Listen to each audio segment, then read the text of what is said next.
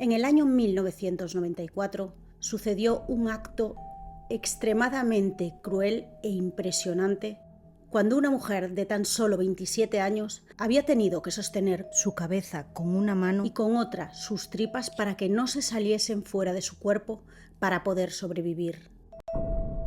Hola a todos los amantes del misterio y bienvenidos a un nuevo vídeo en el canal. Hoy traemos para ti el extraordinario caso de Alison Botha, una mujer que ha dejado impactado al mundo entero cuando no solo sobrevivió a diversas heridas, sino que también tuvo que prácticamente sostener su propia cabeza para poder pedir ayuda. Antes de empezar, recordad suscribiros si os gusta el contenido y activar la campanita de notificación. Y ahora sí, espero que estéis listos para adentraros en el lado oscuro de la realidad. Alison Botha nació el 22 de septiembre de 1967 en Port Elizabeth, Sudáfrica. Sus padres se divorciaron cuando tenía tan solo 10 años, por lo que ésta creció junto a su madre Claire y su hermano llamado Neil. Alison se graduó de la escuela como una estudiante más o menos regular. Por tratar de complacer a su madre, estudió secretariado durante un año, aunque realmente esto no era lo que quería hacer. Durante su adolescencia, Alison comenzó a mostrar interés por todo lo que se encontraba fuera de las fronteras de Port Elizabeth, por lo que cuando cumplió la mayoría de edad y juntó el dinero suficiente, decidió marcharse a recorrer el mundo durante varios años. Gracias a esto, formó una personalidad muy fuerte y luchadora y consiguió encontrar un propósito en su vida. Tras varios años de viajes recorriendo el mundo, con 27 años, Alison decidió volver a su país natal por estabilizarse un poco y en parte también por calmar la angustia de su madre y darle un poco de paz. La madre de Alison lo pasaba muy mal teniendo a su hija lejos. Una vez en casa, todo en su vida fue volviendo a la normalidad. Acabó convirtiéndose en corredora de seguros, hizo nuevos amigos, se reencontró con los que ya tenía y comenzó a tener un estilo de vida más relajado. Durante esta etapa, la vida de Alison era bastante tranquila.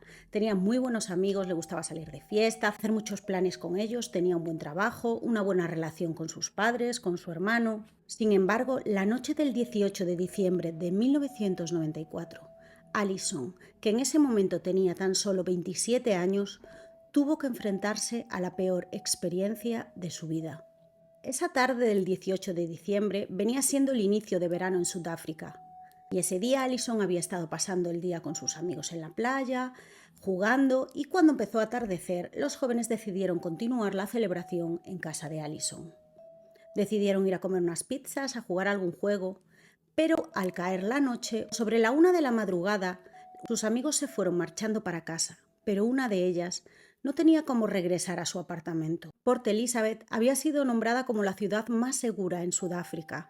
Aún así, a la 1 de la mañana, un día por la noche, Alison no veía seguro que una chica fuera sola, así que se ofreció a llevarla en su coche. Hasta aquí todo marchaba bien.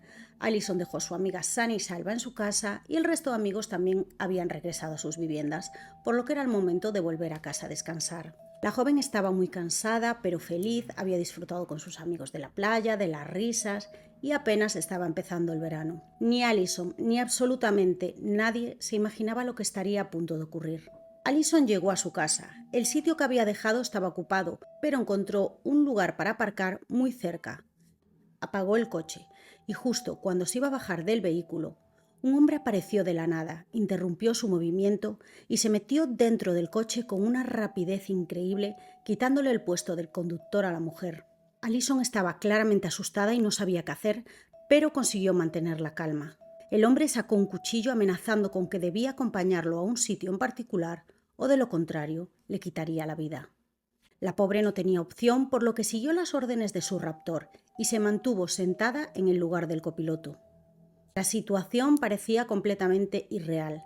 Hacía tan solo unos minutos estaba dejando a su amiga en casa y ahora se encontraba en una situación de vida o muerte. Se le empezaron a pasar mil cosas por la cabeza. Sin embargo, Alison sabía que tal vez no conseguiría salir de allí con vida. Aún así intentaba mantener la calma y no quería perder la esperanza. Pensó en mantenerse tranquila, cooperar con él para ver si así podía conseguir que éste no le hiciera daño. De hecho, llegó a decirle a su secuestrador que se llevase el dinero, el coche, que se llevase todo, pero lamentablemente esto no era lo que le interesaba. Durante el camino hacia el destino del secuestrador, el hombre se presentó con el nombre de Clinton. Después descubriremos que este nombre no era real. Y en un intento de calmar los nervios de Allison, le informó que no tenía intenciones de hacerle daño y que solo necesitaba su coche para llegar a un punto en concreto. De pronto, el hombre se detuvo frente a otro sujeto que estaba parado en la acera. Este entró al coche y se presentó con el nombre de Teuns y se montó en el asiento trasero del vehículo. En ese momento, Allison se dio cuenta de que no iba a salir ilesa de ese encuentro. El viaje comenzaba a alargarse.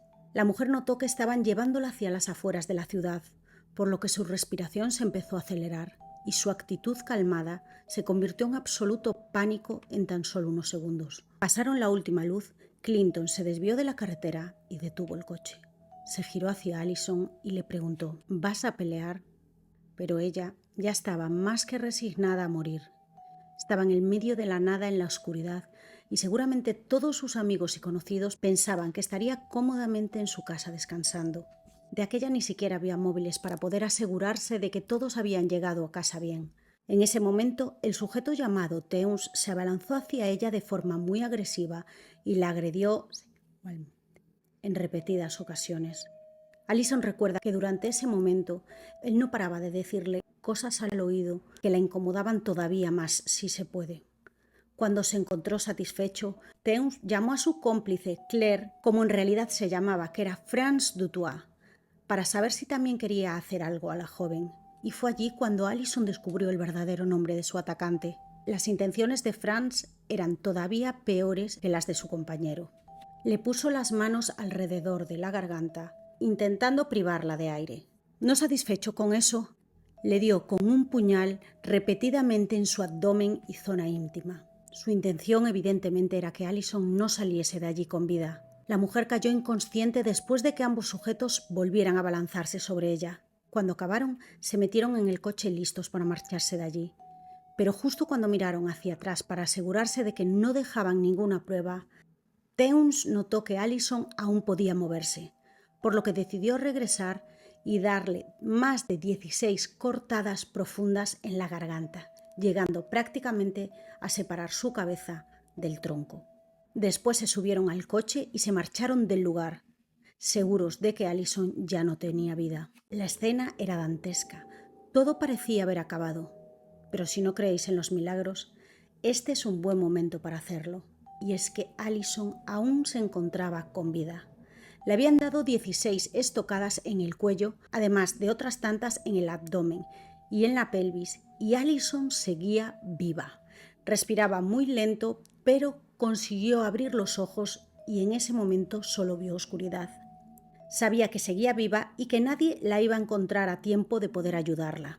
La idea de pensar en cómo se pondría su madre al enterarse de que su hija había sido abusada y asesinada brutalmente le dio el impulso que necesitaba para terminar de levantarse y buscar ayuda.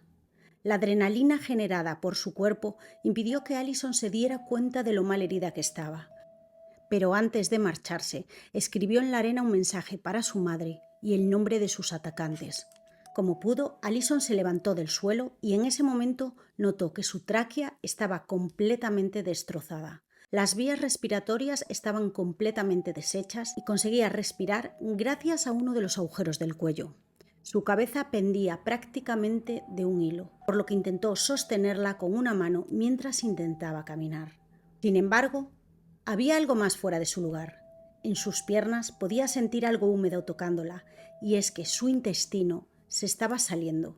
Debido a las múltiples cortadas que recibió en el abdomen, este se había abierto y lo de dentro estaba a punto de salirse. Así que tuvo que poner su otra mano en su estómago para evitar que se saliese y con la poca fuerza que le quedaba, que sinceramente no sé cómo le quedaba, empezó a dar pasos muy torpes por la carretera, intentando encontrar a alguien que la pudiese ayudar. Era un escenario imposible de creer.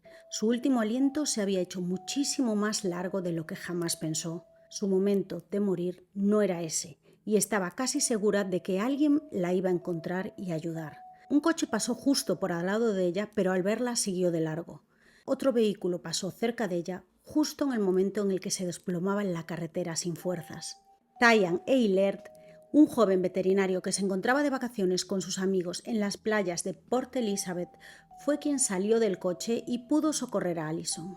El estado en el que la encontró, además de preocupante, aterrador.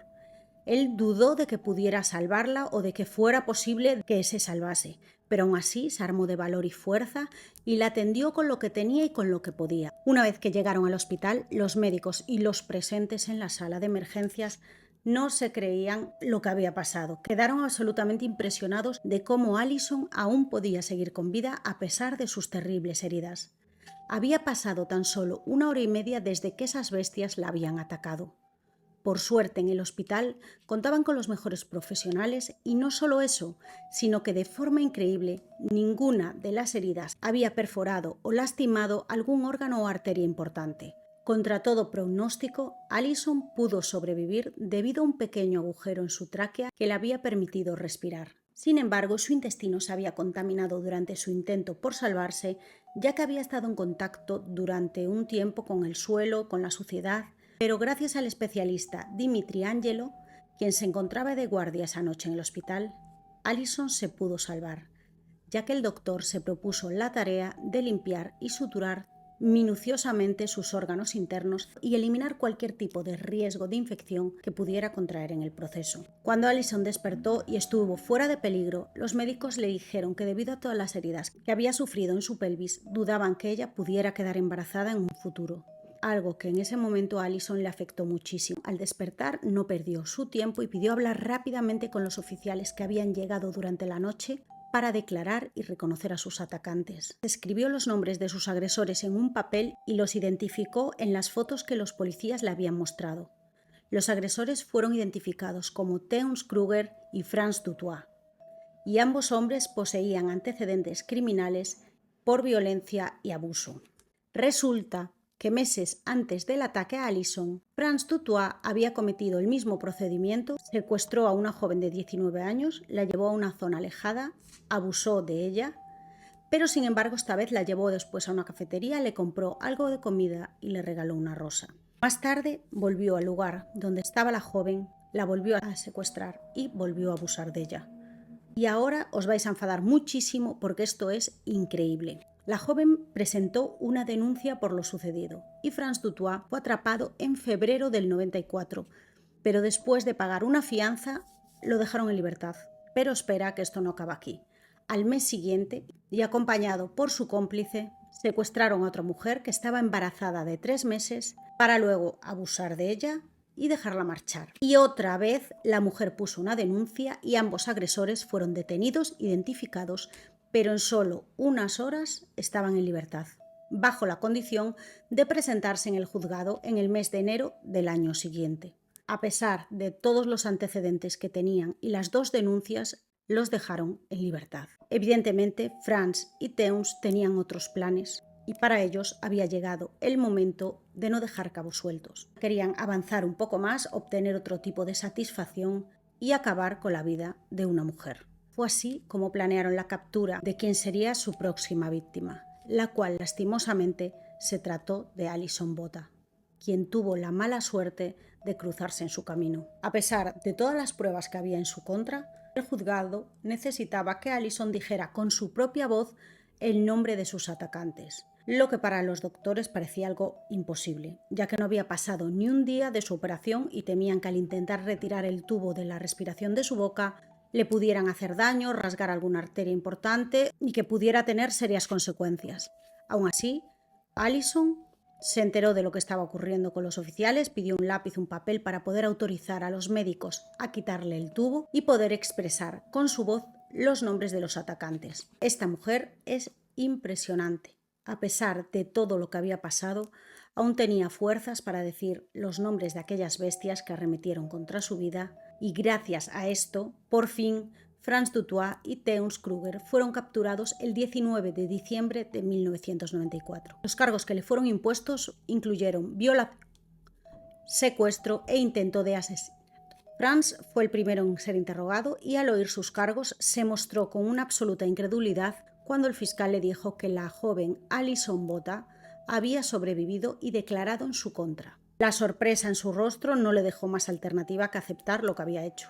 Entregó el arma con el que había dado brutalmente a Allison en su abdomen, pelvis y cuello. También entregó un anillo manchado con sangre que pertenecía a Allison, el cual se había quedado como trofeo. Por otra parte, Kruger confesó sin ningún tipo de remordimiento el acto y además añadió que ya había planeado otro ataque para el día siguiente que consistía en secuestrar a otra joven para abusar de ella y lanzarla por un puente. Lo de estos hombres era un completo desquicie. Lo que no entiendo es cómo seguían en libertad. Durante el juicio y para el mayor de los colmos, Franz trató de quitarse un poco de culpabilidad y alegó que era satanista y que en el momento del ataque estaba poseído por un demonio, que por las noches lo obligaba a salir de su casa para hacerle cosas innombrables a las mujeres. Evidentemente se pudo demostrar que lo que decía era mentira y que no estaba bajo ningún efecto de posesión, alcohol o de ninguna sustancia. El tipo lo hacía completamente consciente de sus actos y por mero placer. Afortunadamente, Teuns Kruger y Franz Dutoit fueron declarados culpables y encarcelados por fin, porque visto lo visto esto, hasta podían haberse librado. Franz recibió 3 cadenas perpetuas, mientras que Teuns recibió una y otra de 25 años más de encarcelamiento, y además el juez pidió colocar una nota exclusiva en su expediente donde señalaba que ambos hombres debían permanecer encarcelados por el resto de sus vidas. Pero esperad, porque a pesar de esto, en el 2012 se aprobó una ley que otorgaba la libertad a los presos sentenciados antes del 2004 y que hubiesen cumplido 13 años y 4 meses. Y en 2015 se revisó la condena de los dos y se recogieron firmas para mantenerlos donde debían estar. Después de todo el proceso judicial, de varios meses de recuperación, a Allison le costó volver a su antigua vida. Ya no veía evidentemente las cosas de la misma manera porque aquella horrible experiencia hizo que su vida cambiara por completo. No podía quedarse esperando simplemente a que las cosas volvieran a la normalidad. Como si no fuera suficiente, la noticia del no saber si podría o no ser madre en un futuro, pues la dejó bastante deprimida. Sin embargo, Allison no se dejó caer por la tristeza y trató de cambiar su perspectiva de tal manera que pudiera ayudar a otros a superar acontecimientos tan traumáticos como el que ella pasó. Con el tiempo, Allison fue sanando y al año siguiente, después de su ataque, en 1995, conoció a Tienin Botha. Se unieron a raíz de sus terribles experiencias, ya que Tienin sufría una depresión por un trauma infantil no resuelto y Allison continuaba luchando por sanar el trauma que había vivido. Se hicieron inseparables y 2 años después, en el 97, la pareja se casó. Y contra todo pronóstico, Allison y Tienin le dieron la bienvenida a su primer hijo, Daniel, en noviembre de 2003. Y en noviembre de 2006 nació su segundo hijo, a quien llamaron Matthew. Por azares del destino, Allison pudo sobrevivir a este brutal ataque y hoy por hoy tiene 55 años y es una gran figura de oratoria reconocida en Sudáfrica y en el mundo entero. Ha viajado por más de 37 países, puesto a que luego de sanar todo lo que le ocurrió esa noche, del 18 de diciembre del 94, decidió contar su historia a través de un libro llamado Tengo vida, para que después, en el año 2016, fuese llevada a la gran pantalla a través de una fuerte película. Allison no es solo una figura admirable, digna de ser apreciada, también es una mujer valiente que demostró que ningún agresor es capaz de quitarnos lo que más apreciamos, las ganas de vivir y conseguir nuestros objetivos. Y ahora quería daros una puntualización. Buscando información sobre los agresores, en alguna página, que os la voy a dejar aquí abajo, me consta que puede ser que estén en libertad, que hayan quedado en libertad el año pasado, hace 2 años aproximadamente. Ya os digo que es una información que he visto en un par de páginas sueltas, en el resto no pone absolutamente nada, es decir, hablan de que fueron encarcelados, etcétera, pero no conseguí encontrar dónde se encontraban ahora, pero en estas sí que consta como que están en libertad actualmente. No sé si esto es verdad, pero si es verdad me parecería absolutamente increíble. Y hasta aquí el vídeo de hoy. Espero que os haya gustado, que os haya inspirado a ser mejores y a superaros a vosotros mismos. No olvidéis suscribiros, darle al botón de like y activar la campanita de notificación. Y por supuesto me encantaría saber qué es lo que pensáis, qué os ha parecido el caso y dejádmelo reflejado en los comentarios. Me gustaría también, si vosotros habéis tenido alguna experiencia que os ha cambiado completamente la vida, os voy a estar leyendo. Y nada más que añadir, nos vemos en el próximo vídeo.